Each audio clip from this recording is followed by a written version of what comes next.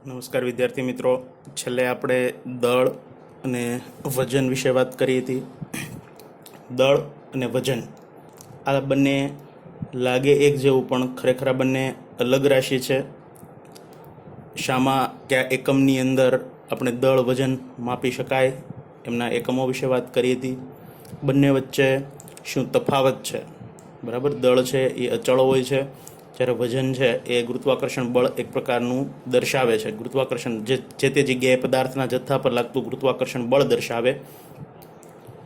તો આ જે વાત હતી, જે ટોપિક હતો દળ અને વજન વિશેનો, એ છેલ્લે આપણે પૂર્ણ કર્યો હતો. ત્યારબાદ આજનો ટોપિક છે કદ વિશેનો. કદ આપણે સૌ જાણીએ છીએ, ધોરણ 10ની અંદર 9-10ની અંદર પણ આપણે કદ વિશે તમે શીખ્યા છો. તો કદ વિશે આપણે સૌ જાણીએ છીએ. તો કદનો એકમ લંબાઈ ઘન છે. સામાન્ય તમે 9 અને 10ની અંદર કદ વિશે શીખી ગયા છો કે કદ બરાબર શું થાય, તો કે લંબાઈ ગુણ્યા પહોળાઈ એને ગુણ્યા ઊંચાઈ. તો લંબાઈ જો આપણે મીટરમાં માપીએ, એસઆઈ એકમ આપણે કદનો મેળવવો હોય તો લંબાઈને મીટરમાં, પહોળાઈ એ પણ એક લંબાઈનું જ માપ છે, બરાબર, તો એ પણ મીટરમાં, ઊંચાઈ પણ મીટરમાં. તો મીટર ગુણ્યા મીટર એટલે થશે મીટરનો ઘન. તો કદનો એસઆઈ એકમ બનશે મીટર ઘન. તો આ એસઆઈ એકમ છે. આ ઉપરાંત આપણે કેટલાક નાના એકમો છે એમની અંદર પણ કદ છે માપી શકીએ છીએ. દાખલા તરીકે આપણે લંબાઈ છે એ સેન્ટીમીટરમાં લઈએ તો કદનો એકમ બને સેમી ઘન, બરાબર. તો આ સેમી ઘન પણ એક લંબાઈનો કદનો જ એકમ છે, પણ તે એસઆઈ એકમ નથી, બરાબર, નાનો એકમ છે. આ સિવાય આપણે રોજિંદા વપરાશની અંદર બીજો એકમ જે છે લીટર, એમનો ઉપયોગ પણ કરતા હોઈએ છીએ. દાખલા તરીકે આપણે કહીએ પાણી 1 લીટર છે. સોડા ઘણી વખત આપણે બોટલ લેવા જઈએ તો સોડા બોટલ પણ લીટરમાં દર્શાવીએ, 500 મિલીલીટરમાં દર્શાવીએ. તો લીટર, મિલીલીટર એ પણ રોજિંદા જીવનમાં વપરાતા કદના એકમો જ છે, બરાબર. તો લીટર મોટું માપ છે, મિલીલીટર નાનું માપ છે. અને આપણે સૌ જાણીએ છીએ કે 1 લીટર બરાબર 1000 મિલીલીટર થશે, બરાબર. ઉપરાંત એક અન્ય માપ પણ છે ડેસીમીટર આધારિત. ડેસીમીટર અને સેન્ટીમીટર વચ્ચે સંબંધ દર્શાવતું, તો એ પણ આપણે યાદ રાખવાનું છે કે 1 ડેસીમીટર બરાબર 10 સેન્ટીમીટર, બરાબર. ખૂબ યાદ રાખ્યા જેવો એકમ છે કે લંબાઈની અંદર 1 ડેસીમીટર બરાબર શું થશે, 10 સેન્ટીમીટર.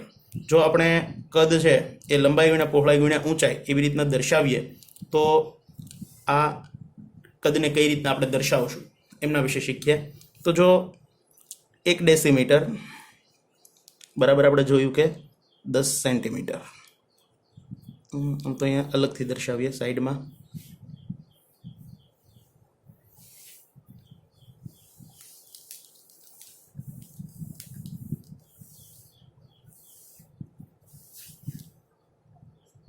એક ડેસીમીટર બરાબર 10 સેન્ટીમીટર આ લંબાઈ.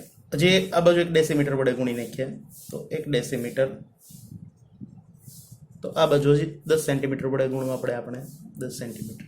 હજી એક વખત ગુણી નાખીએ 1 ડેસીમીટર, તો આ બાજુ પણ હજી 10 વડે ગુણવા પડશે 10 સેન્ટીમીટર.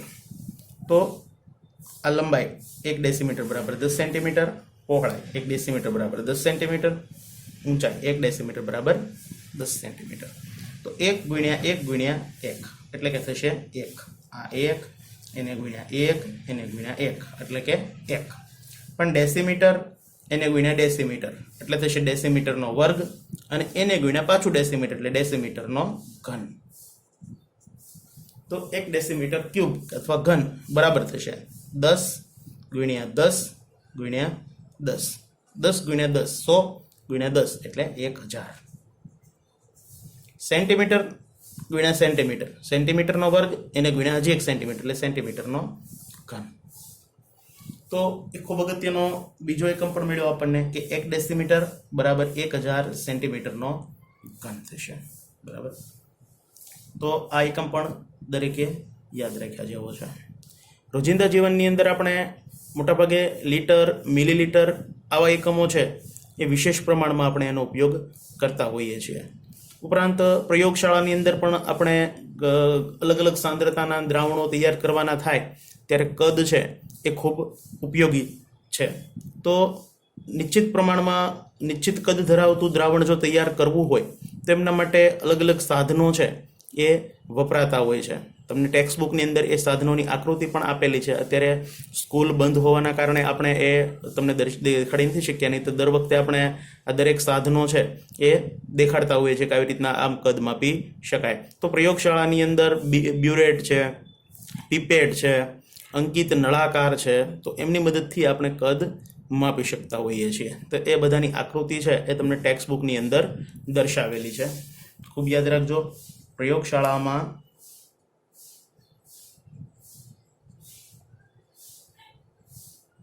કદ માપન માટે બ્યુરેટ, પીપેટ, અંકિત નળાકાર નો ઉપયોગ થાય છે. કઈ રીતે આ સાધનોનો ઉપયોગ કરવો એ જ્યારે આપણે સ્કૂલ શરૂ થશે અને જ્યારે પ્રયોગશાળામાં જવાનું થશે ત્યારે હું તમને શીખવાડીશ કે આ બ્યુરેટ, પીપેટ, અંકિત નળાકારની મદદથી આપણે કદ કેવી રીતે માપી શકીએ. તો આ બ્યુરેટ, પીપેટ, અંકિત નળાકાર એ મિલીલીટરની અંદર કદ છે એ માપવા માટે વપરાય છે. અંકિત નળાકાર પણ અલગ અલગ માપના, બરાબર, 10 મિલીલીટરના માપના આવે, મેક્સિમમ માપ 1 મિલીલીટરથી લઈને 10 મિલીલીટર, 100 મિલીલીટર સુધીના માપ માટે આવે, 250 મિલીલીટર માટે આવે, બરાબર. 500 મિલીલીટર સુધીના અંકિત નળાકાર છે એ બજારમાં જોવા મળે છે. ઉપરાંત બ્યુરેટ છે એ 25 મિલીલીટરની આવે, 20 મિલીલીટરની આવે, 10 મિલીલીટરની આવે છે, 50 મિલીલીટરની, 100 મિલીલીટરની, આવી અલગ અલગ માપવાળી બ્યુરેટો પણ બજારની અંદર ઉપલબ્ધ હોય છે. જ્યારે પીપેટ છે એ 5 મિલીલીટરથી શરૂ કરી 10, 25, 50 સુધીની પીપેટ છે જોવા મળતી હોય છે. તો આ સાધનોના નામ ખૂબ યાદ રાખવાના છે. બ્યુરેટ, પીપેટ, અંકિત નળાકાર, દરેકની આકૃતિ તમને ટેક્સ્ટ બુકમાં આપી દીધેલી છે. તો આ કદ વિશેની સામાન્ય માહિતી હતી, દરેકે ખૂબ યાદ રાખવાની છે. ત્યારબાદ જોઈએ તો આગળનો ટોપિક છે ઘનતા વિશેનો છે. તો ઘનતા વિશે વાત કરીએ. ઘનતા વિશે તમે ધોરણ 10ની અંદર, 9ની અંદર થોડા પ્રમાણમાં શીખી ગયા છો, બરાબર. તો એ જ વાત અહીંયા ફરી પાછી આપણે રિવિઝન કરવાની છે. તો ઘનતા એટલે શું એમની વાત કરીએ તો પ્રતિ એકમ કદ દીઠ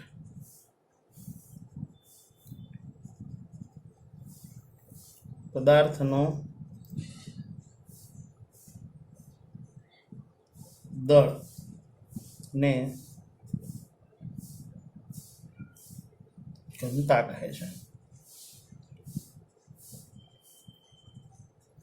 તેથી ઘનતાનું સૂત્ર બનશે ઘનતા બરાબર દળ ભાગ્યા કદ. તમે ભણી ગયા છો, બરાબર. અંગ્રેજીમાં દર્શાવીએ તો પણ દર્શાવી શકીએ. ઘનતાને ડેન્સિટી કહેવાય, એટલે કે ડી, સ્મોલ ડી બરાબર દળ, દળ કહેતા માસ, ને કદ એટલે વોલ્યુમ કહેતા વી. તો અંગ્રેજીમાં પણ આપણે ઘનતા બરાબર લખી શકીએ ડી બરાબર m/v. જો ઘનતાનો આપણે એકમ મેળવવાનો પ્રયત્ન કરીએ તો ઘનતાનો એકમ આપણને શું પ્રાપ્ત થાય? તો સૌપ્રથમ આપણે એસઆઈ એકમ મેળવીએ. તો દળનો એસઆઈ એકમ આપણે જાણીએ છીએ કે દળ છે કિલોગ્રામમાં માપવામાં આવે છે. એને ભાગ્યા કદ, કદ આગળ વાત કરી હતી મીટર ઘન. તો ઘનતાનો એસઆઈ એકમ શું છે મિત્રો? સમજાણું છે દરેકને, કિલોગ્રામ પ્રતિ મીટર ઘન. અથવા મીટર ઘનને ઉપર લઈ લઈએ તો કિલોગ્રામ ઇન્ટુ મીટર ઘન ઉપર જશે એટલે મીટર ઇન્વર્સ 3, બરાબર. Kilogram into metre inverse -3. તો આ કઈ રીતે ફેરવવાનું એ આપણે અહીંયા તમને શીખી લેજો. ખાસ કે કોઈ પણ છેદમાં આંક હોય એને જો આપણે અંશમાં લઈ જઈએ તો એની જે ઘાત છે એ ઘાત ધન હોય તો ઋણ થઈ જશે મિત્રો, અને ઋણ હોય તો ધન થઈ જશે. દાખલા તરીકે આપણે આમ લખીએ કે 1/10⁻⁴ ઘાત છે, તો આને અંશમાં લઈ જઈએ એટલે શું થઈ જશે? 1 ગુણ્યા અંશમાં જાય એટલે 10⁻⁴ ઘાત ઉપર જાય તો +4. આવી જ રીતના કદાચ +4 હોત ને ઉપર લઈ જાય તો શું થઈ જશે? 1 ગુણ્યા 10⁻⁴, બરાબર. તો આવી રીતના આપણે છે એ દર્શાવવામાં આવે છે. ઘણી આપણે અહીંયા ગુણાકાર છે એને ન દર્શાવતા માત્ર આમ ટપકું છે એ પણ મૂકી દેતા હોય કે જે ગુણાકારની નિશાની દર્શાવે છે. તો આવી રીતના ઘનતાનો એકમ થશે કિલોગ્રામ મીટર ઇન્વર્સ 3. આ ઘણું મોટું માપ છે, બરાબર, પણ સામાન્ય રીતે ઘનતા છે એ આપણે નાના એકમની અંદર એમનો ઉપયોગ કરતા હોઈએ છીએ. નાનો એકમ જો આપણે જોઈએ તો કિલોગ્રામને આપણે જો ગ્રામમાં દર્શાવીએ, ગ્રામ ઇન્ટુ મીટર, મીટરને સેન્ટીમીટરમાં લઈએ તો સેન્ટીમીટર ઇન્વર્સ 3, તો ઘનતાનો નાનો એકમ બનશે ગ્રામ ઇન્ટુ સેન્ટીમીટર ઇન્વર્સ -3. તો આ ઘનતાનો નાનો એકમ બન્યો. ખૂબ યાદ રાખજો, કિલોગ્રામને આપણે શામાં લીધું? ગ્રામને, વજનને કિલોગ્રામની જગ્યાએ ગ્રામમાં, બરાબર. ગ્રામ છે એ નાનું વજન છે કિલોગ્રામ કરતાં. મીટર બરાબર કદ છે મીટર ઘનમાં છે, એના બદલે આપણે નાનું માપ મીટરથી નાનું સેન્ટીમીટર, તો સેન્ટીમીટર ઇન્વર્સ 3. તો આ નાનો એકમ છે. મોટાભાગે ઘનતા છે એ પાણીની ઘનતા આપણે જો જાણીએ છીએ કેટલી છે પાણીની ઘનતા, શુદ્ધ પાણીની ઘનતા 1 હોય છે, બરાબર. સામાન્ય રીતે અન્ય પદાર્થો છે એને ખુદની ઘનતા નથી, પણ પાણીની સાપેક્ષે આપણે એમની ઘનતા છે એ નોંધતા હોઈએ છીએ, જેને આપણે સાપેક્ષ ઘનતા તરીકે ઓળખીએ છીએ, બરાબર. તો અન્ય પદાર્થો છે એમને પાણીની સાપેક્ષે ઘનતા હોય છે. કોઈકની 1.5 હોય, કોઈકની 2.5 હોય, કોઈકની 4 હોય, 6 હોય, 0.5 હોય, બરાબર. તો આવી રીતના પાણીની સાપેક્ષે પદાર્થોની ઘનતા છે એ નોંધતા હોઈએ છીએ. તો કોઈ પણ પદાર્થ એને જો આપણે પાણીની અંદર મિક્સ કરીએ અને એ પદાર્થની ઘનતા જો પાણી કરતાં વધારે હશે તો મિત્રો એ તળિયે બેસી જશે. જ્યારે પાણી કરતાં કોઈ પદાર્થની ઘનતા ઓછી હશે તો તે સપાટી પર તરશે. દાખલા તરીકે આપણે પાણીની અંદર તેલ ઉમેરીએ, બરાબર, તો પાણી કરતાં તેલની ઘનતા ઓછી હોવાથી પાણી નીચે રહે છે અને તેલ ઉપર, પાણીની ઉપર જમા થાય છે, સપાટી પર જમા થાય છે. એટલે તેલ ઉપર અને પાણી નીચે. આવી રીતના દાખલા તરીકે સમજીએ આપણે કે આ એક ગ્લાસ છે, એમની અંદર પાણી ભર્યું છે અને એની અંદર તેલ નાખીને હલાવી નાખીએ તો થોડી વાર થશે એટલે તેલ બધું અહીંયા ઉપર જમા થશે, બરાબર. તો તેલ ઉપર રહેશે, પાણી નીચે રહેશે. આમનું શું કારણ? તો કે પાણી કરતાં તેલની ઘનતા ઓછી છે, એટલા માટે ઓછી ઘનતાવાળો પદાર્થ છે એ ઉપર રહે છે અને વધારે ઘનતાવાળો પદાર્થ નીચે રહે છે. આવી જ રીતે આપણે દાખલા તરીકે પાણીની અંદર પથ્થર ઉમેરીએ તો આપણે જાણીએ છીએ કે પથ્થર સી નીચે તળિયે બી આવશે. તો આમનું શું કારણ? તો કે પથ્થરની ઘનતા પાણી કરતાં વધુ છે. દાખલા તરીકે લોખંડની ઘનતા પણ પાણી કરતાં વધારે છે, એટલે પાણીમાં નીચે તળિયે બેસી જશે. તો આ ઘનતા આધારિત વાત હતી, એનો વિશે ટોપિક હતો જે આપણે સમજ્યા. ખૂબ યાદ રાખવાનું છે, ઘનતાની વ્યાખ્યા યાદ રાખવાનું છે, ઘનતાનું સૂત્ર યાદ રાખવાનું છે, ઘનતાનો એસઆઈ એકમ યાદ રાખવાનો છે, બરાબર. નાનો એકમ ઘનતા માટેનો યાદ રાખવાનો છે. ત્યારબાદ ખૂબ અગત્યનું માપન તાપમાન, એમના વિશે આપણે વાત કરવાની છે. તો તાપમાન વિશે જોઈએ તો તાપમાનથી આપણે સૌ પરિચિત જ છીએ, બરાબર. તાપમાન 3 એકમોની અંદર સામાન્ય રીતે માપવામાં આવતું હોય છે, બરાબર. કેલ્વિનની અંદર માપી શકીએ, ડિગ્રી અંશ સેલ્સિયસની અંદર માપી શકીએ અને અંશ ફેરનહીટની અંદર આપણે માપી શકીએ છીએ. કેલ્વિન છે એ મિત્રો એસઆઈ એકમ છે. આપણે છેલ્લે વાત કરી હતી કે મૂળભૂત 7 એકમો પૈકી તાપમાનનો પણ સમાવેશ હતો, બરાબર, કે એસઆઈ એકમ એ કેલ્વિન છે. જ્યારે અન્ય 2 એકમો ડિગ્રી સેલ્સિયસ અને ડિગ્રી ફેરનહીટ અથવા તો અંશ સેલ્સિયસ અને અંશ ફેરનહીટ છે. તો આવી રીતના ટોટલ 3 માપક્રમની અંદર આપણે તાપમાન દર્શાવી શકીએ છીએ. ખૂબ યાદ રાખજો મિત્રો, તાપમાન માપવા માટે કેટલા એકમો છે? ટોટલ 3. ક્યાં ક્યાં? Kelvin, degree Celsius, degree Fahrenheit, જેમાં કેલ્વિન છે તે એસઆઈ એકમ છે. આ ત્રણેય જે માપ છે એને આપણે અંદરો અંદર એકબીજામાં ફેરવી શકીએ છીએ. તો એમના માટેના ખૂબ અગત્યના સૂત્રો છે, યાદ રાખ્યા જેવા છે. દાખલા તરીકે આપણે સેલ્સિયસ અને ફેરનહીટ આ બંનેને સાંકળતું સૂત્ર જો જોઈએ તો આપણે આવી રીતના લખી શકીએ છીએ કે કોઈ પણ સેલ્સિયસ વાળો પદાર્થ છે એને ફેરનહીટમાં ફેરવવો હોય તો ફેરનહીટ બરાબર 9/5 ગુણ્યા ડિગ્રી સેલ્સિયસ વત્તા 32, તો આ સૂત્રની મદદથી આપણે સેલ્સિયસ છે એમને ફેરનહીટમાં અથવા તો ફેરનહીટને સેલ્સિયસની અંદર ફેરવી શકીએ છીએ. હજી થોડું સરળ કરીએ મિત્રો, તો 9/5, 9 ને 5 વડે ભાંગવામાં આવે તો મળશે 1.8. તો હજી આગળ આમાં થોડું ટૂંકાણવાળું સૂત્ર બની જશે કે ફેરનહીટ બરાબર 1.8 ગુણ્યા ડિગ્રી સેલ્સિયસ વત્તા 32. તો આ સેલ્સિયસ અને ફેરનહીટ વચ્ચે સંબંધ દર્શાવતું સૂત્ર છે, પાકું કરવાનું છે, દરેકે યાદ રાખવાનું છે. ત્યારબાદ કેલ્વિન અને ફેરનહીટ કેલ્વિન અને સેલ્સિયસ આ બંને વચ્ચે સંબંધ દર્શાવતું સમીકરણ આપણે જોઈએ. તો કેલ્વિનમાં કોઈ પણ સેલ્સિયસને જો ફેરવવું હોય તો જે તે ડિગ્રી સેલ્સિયસ હોય એમાં 273.15 જો ઉમેરી દઈએ તો કેલ્વિન છે સેલ્સિયસમાં ફરી જતા હોય છે. સામાન્ય રીતે પોઈન્ટ પછી 15 છે એ ખૂબ નાનો આંકડો હોવાથી આપણે અવગણતા હોઈએ છીએ અને કેલ્વિન બરાબર ડિગ્રી સેલ્સિયસ વત્તા 273 છે એ લેતા હોઈએ છીએ. પાછળ 273 અવગણતા હોઈએ 15 છે એ અવગણતા હોઈએ છીએ, 0.15. તો આ સૂત્રની મદદથી આપણે કેલ્વિનને સેલ્સિયસને કેલ્વિનમાં ફેરવી શકતા હોઈએ છીએ. તો આ બે વચ્ચેનો સંબંધ જોયો. હવે ઇન કેસ ઓફ આપણે કે કેલ્વિનને ફેરનહીટમાં ફેરવવાનું છે તો સીધું આપણે કેલ્વિનમાંથી ફેરનહીટમાં ફેરવી શકતા નથી. કેલ્વિનને પહેલાં સેલ્સિયસમાં ફેરવવું પડે અને સેલ્સિયસમાંથી પછી આપણે ફેરનહીટમાં ટ્રાન્સફર કરી શકીએ, અથવા તો ફેરનહીટમાંથી સેલ્સિયસમાં જવું પડે અને સેલ્સિયસમાંથી પછી કેલ્વિનમાં આપણે ફેરવી શકતા હોઈએ છીએ. તો કેટલાક ઉદાહરણ આપણે લઈ અને સેલ્સિયસમાંથી ફેરનહીટમાં, ફેરનહીટમાંથી સેલ્સિયસમાં, સેલ્સિયસમાંથી કેલ્વિનમાં, કેલ્વિનમાંથી સેલ્સિયસમાં, કેલ્વિનમાંથી ફેરનહીટમાં અને ફેરનહીટમાંથી સેલ્સિયસમાં ફેરવતા આપણે તાપમાનના એકમોને શીખ્યા. તો આપણે સેલ્સિયસમાંથી ફેરનહીટમાં ફેરવીએ. આપણે પ્રશ્ન પૂછવામાં આવ્યો છે કે 27 ડિગ્રી સેલ્સિયસ બરાબર કેટલા ફેરનહીટ અથવા તો ખાલી જગ્યા ફેરનહીટ.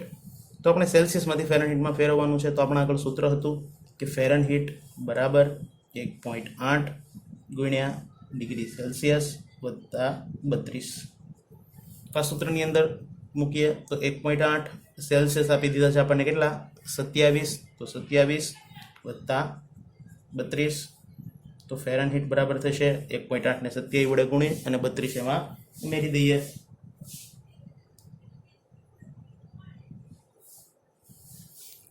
તો 1.8 એને ગુણ્યા 27 વત્તા 32 એટલે કે થશે 80.6 ડિગ્રી સેલ્સિયસ. તો ફેરનહીટ. તો આપણને ફેરનહીટ પ્રાપ્ત થઈ ગયા કે 27 ડિગ્રી સેલ્સિયસ બરાબર કેટલા થશે 80.6 ડિગ્રી ફેરનહીટ. ત્યાર પછીનો એક બીજો ઉદાહરણ જોઈએ આપણે. ત્યારબાદનો પ્રશ્ન છે કે 212 ડિગ્રી ફેરનહીટ બરાબર ખાલી જગ્યા સેલ્સિયસ. તો ફેરનહીટને આપણે સેલ્સિયસમાં ફેરવવાના છે. તો આપણા આગળ સૂત્ર હતું કે ફેરનહીટ બરાબર 1.8 ગુણ્યા સેલ્સિયસ વત્તા 32 બરાબર. તો ફેરનહીટ આપણે આપી દીધેલા છે, સેલ્સિયસને આપણે કરતા બનાવવાના છે મિત્રો. તો ફેરનહીટ આપી દીધેલા હતા 212 બરાબર 1.8 ડિગ્રી સેલ્સિયસ વત્તા 32.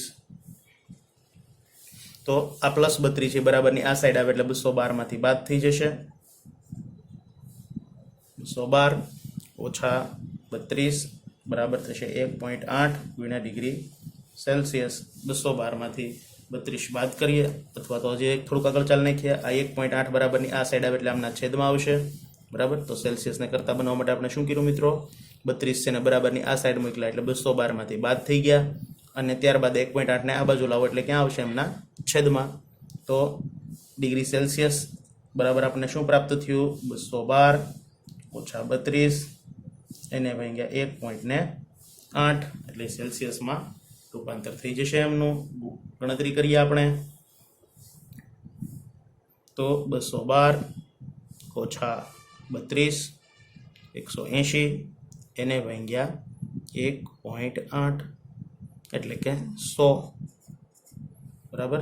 તો 212 ફેરનહીટ બરાબર થશે 100 અંશ સેલ્સિયસ. समझाव्યું दरेकने? खूब समझो। आवा अन्य एक्जाम्पलो पण तमने हूँ होमवर्कमां आपीश जे तमारे जाते गणवाना छे। तमारा आगळ टेक्स्ट बुक होय तो एमनी पाछळ स्वाध्यायमां पण आवा उदाहरणो घणा बधा आपेला छे, बराबर। उपरांत जे कुमारना આપણે પુસ્તક જે ઓલા મટીરિયલ જે વાપરીએ એમની અંદર પણ આમના વિશે છે, બરાબર। તો એમના વિષયમાં પ્રેક્ટિસ કરજો। તો આ આપણે કેટલાક ઉદાહરણ જોયા ફેરનહીટમાંથી સેલ્સિયસમાં, સેલ્સિયસમાંથી ફેરનહીટ માટે। હવે આપણે એકાદું ઉદાહરણ છે એ કેલ્વિન માટે પણ જોઈએ। તો દાખલા તરીકે આપણે વાત કરીએ કે 100 ડિગ્રી સેલ્સિયસ બરાબર ખાલી જગ્યા કેલ્વિન, બરાબર। 100 ડિગ્રી સેલ્સિયસને આપણે કેલ્વિનમાં ફેરવવું છે। તો આપણી આગળ સૂત્ર હતું કે કેલ્વિન બરાબર 273.15 વત્તા અંશ સેલ્સિયસ। તો 273.15 અને વત્તા સેલ્સિયસ કેટલા આપ્યા છે? 100। બંનેનો સરવાળો કરો એટલે થશે 373.15। તો અહીંયા કેટલા થશે? 373.15 કેલ્વિન। તો આ સેલ્સિયસનું રૂપાંતર થઈ ગયું કેલ્વિનમાં। આમાંથી અન્ય પ્રશ્ન પણ તમને આવો પૂછી શકે કે પાણીનું ઉત્કલન બિંદુ કેલ્વિનમાં જણાવો। પાણીનું ઉત્કલન બિંદુ કેલ્વિનમાં જણાવો। તો પાણીનું ઉત્કલન બિંદુ આપણે સૌ જાણીએ છીએ મિત્રો, કેટલું છે? 100 ડિગ્રી સેલ્સિયસ। આ સેલ્સિયસને જો તમે કેલ્વિનમાં રૂપાંતર કરો આવી રીતના તો 100 ડિગ્રી સેલ્સિયસ બરાબર કેટલા મળ્યા? 373.15। જો 373.15 15 છે પાછળના અવગણો તો કેટલું મળશે? 373 કેલ્વિન, બરાબર। આવી જ રીતના પાણીનું ઠાર બિંદુ પણ પૂછે કે પાણીનું ઠાર બિંદુ આપણે જાણીએ છીએ 0 ડિગ્રી સેલ્સિયસ। તો 0 ડિગ્રી સેલ્સિયસને કેલ્વિનમાં ફેરવવાનું કહે તો અહીંયા 273.15 સેલ્સિયસ લઈ લઈશું 0, બેનો સરવાળો એટલે કેટલો થશે? 273.15। પાણીનું ઠાર બિંદુ કેટલું છે? 273.15 અથવા 273 કેલ્વિન। તો આવી રીતના કેલ્વિનમાંથી સેલ્સિયસમાં, સેલ્સિયસમાંથી કેલ્વિનમાં રૂપાંતર આપણે કરી શકીએ છીએ મિત્રો, બરાબર। તો સેલ્સિયસમાંથી જો કેલ્વિનમાં રૂપાંતર કરવું હોય તો સેલ્સિયસમાં 273 ઉમેરી દો એટલે કેલ્વિનમાં રૂપાંતર થાય। આવી રીતના કેલ્વિનમાંથી 273.15 બાદ કરો એટલે એ સેલ્સિયસમાં રૂપાંતર થઈ જશે મિત્રો। આવી રીતના આથી ઉલટું થઈ જશે। જો આ 273.15 ને આ બાજુ લઈ લો તો કેલ્વિનમાંથી તે બાદ થઈ જાય તો સેલ્સિયસ બરાબર સૂત્ર મળે કેલ્વિન ઓછા 273.15 આવી રીતે। તો આ સેલ્સિયસમાં ફેરવવા માટેનું સૂત્ર કેલ્વિન ઓછા 273.15 અથવા ખાલી 273। તો જે તે કેલ્વિન માપમાંથી 273.15 બાદ કરો એટલે એ ઓટોમેટિક સેલ્સિયસમાં રૂપાંતર થઈ જતું હોય છે મિત્રો। તો આ સેલ્સિયસનું કેલ્વિનમાં, કેલ્વિનના સેલ્સિયસ માટેની વાત કરી। આવી જ રીતે આપણે ફેરનહીટમાંથી કેલ્વિનમાં અને કેલ્વિનમાંથી ફેરનહીટમાં આપણે રૂપાંતર કરી શકીએ છીએ, પણ એમના માટે આપણે ફેરનહીટ એ વચ્ચે લેવું પડે છે, બરાબર। તો એકાદ ઉદાહરણ એ જોઈએ।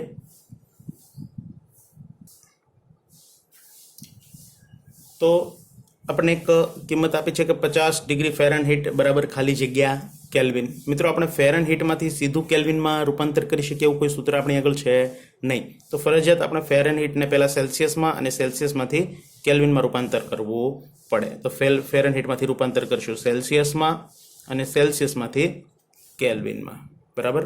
તો એના માટે શું કરશું તો કે ફેરનહીટને આપણે સેલ્સિયસમાં કન્વર્ટ કરવું હોય તો આપણા આગળ સૂત્ર હતું કે ફેરનહીટ બરાબર 1.8 ગુણ્યા ડિગ્રી સેલ્સિયસ વત્તા 32, બરાબર।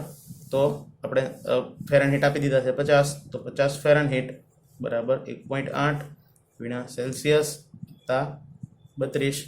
તો હવે સીધું જ આપણે સેલ્સિયસને જો કરતા બનાવી દઈએ તો શું થશે મિત્રો? 32 આ બાજુ જાય એટલે 50માંથી બાદ થઈ જશે। 50 ઓછા 32, 1.8 અને સેલ્સિયસ બંને વચ્ચે ગુણાકારનો સંબંધ છે। 1.8 બરાબરની આ સાઈડ આવે એટલે આમના છેદમાં આવશે। તો સેલ્સિયસ બરાબર થશે 50 ઓછા 32 ભાગ્યા 1.8। તો આપણે કેલ્ક્યુલેટરમાં એમની ગણતરી કરીએ તો 50 માઇનસ 32 એટલે કે 18 ભાગ્યા 1.8 એટલે કે 10। તો 50 ડિગ્રી ફેરનહીટ બરાબર આપણે સેલ્સિયસમાં પ્રાપ્ત થયું 10। તો આપણે સૌ જાણીએ છીએ કે કેલ્વિનમાં રૂપાંતર કરવું હોય તો આપણી આગળ સૂત્ર હતું, બરાબર, કે કેલ્વિન બરાબર 273.15 વત્તા ડિગ્રી સેલ્સિયસ, તો 273 વત્તા સેલ્સિયસ હતા 15 અહીંયા, બરાબર. તો બંનેનો સરવાળો કરો એટલે કે થશે 273.15. આપણે 15ને અવગણી નાખીએ તો પણ ચાલે, એવું કંઈ જરૂરી નથી 15 સાથે જ લેવા, બરાબર. તો 273 વત્તા 10 એટલે કે થશે 283 કેલ્વિન. તો 50 અંશ ફેરનહીટ બરાબર કેટલું મળ્યું આપણને? 283 કેલ્વિન, બરાબર. તો દરેકને સમજાયું છે કે આપણે આવી જ રીતના આપણે કેલ્વિન છે એમાંથી સેલ્સિયસમાં ફેરવવા પડે અને સેલ્સિયસમાંથી ફેરનહીટમાં એવી રીતના પણ આપણે જઈ શકતા હોઈએ છીએ, બરાબર. તો આ પણ એકબીજાને અંદરો અંદર માપવાની જ વાત થઈ છે, બરાબર. આગળ વાત કરીએ તો આપણે આ ઘણા બધા માપક્રમ, 3 માપક્રમ, બરાબર, ફેરનહીટ, સેલ્સિયસ અને કેલ્વિન, અને આ ત્રણેય માપક્રમને અંદરો અંદર એકબીજામાં કેવી રીતે કન્વર્ટ કરવા એમના વિશે કેટલાક ઉદાહરણો સાથે વાત કરી. હવે માપન વિશે વાત કરીએ તો તાપમાન છે એ થર્મોમીટરની મદદથી આપણે માપી શકીએ છીએ. આપ સૌ જાણીએ છીએ કે તાપમાન માપવા માટે શું વપરાય છે મિત્રો? થર્મોમીટર.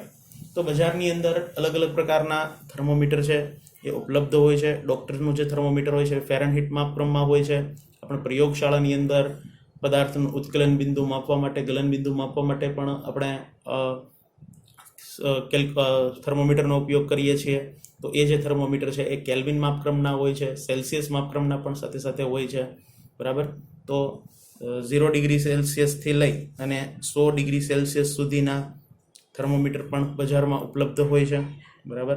આવી જ રીતના 32 ડિગ્રી અંશ ફેરનહીટથી લઈ અને 212 અંશ ફેરનહીટ આ માપના પણ થર્મોમીટર છે બજારની અંદર ઉપલબ્ધ હોય છે. સ્વાભાવિક છે કે આ બંને એક સમાન જ છે, કેમ કે 0 ડિગ્રી સેલ્સિયસ બરાબર 32 ફેરનહીટ થશે અને 100 અંશ સેલ્સિયસ બરાબર 212 ફેરનહીટ થશે. તો આ તાપમાન વિશેની વાત હતી જે આપણે અહીંયા પૂર્ણ કરી છે મિત્રો, બરાબર. તો દરેકે હોમવર્કની અંદર આપણે આજે ચલાવ્યું એ લખીને મોકલવાનું છે.